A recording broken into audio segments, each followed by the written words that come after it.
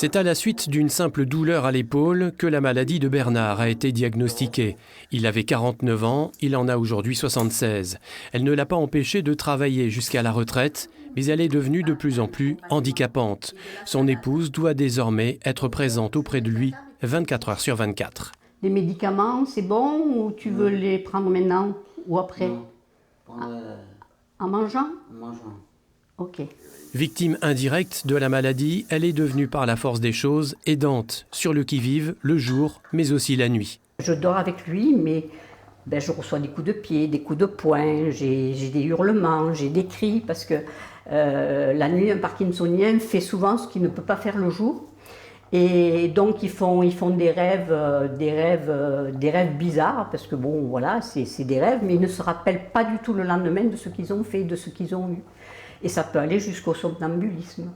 On a trouvé des parkinsoniens sur le toit la nuit.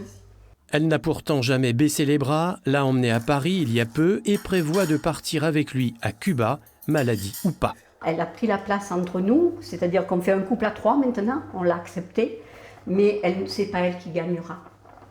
C'est nous qui gagnerons.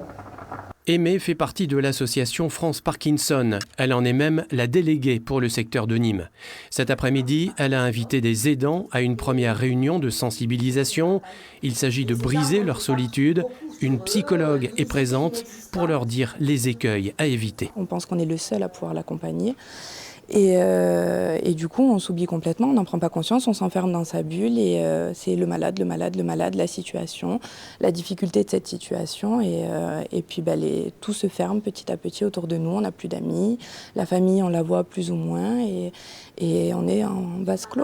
Chaque année, 14 000 nouveaux cas sont détectés en France.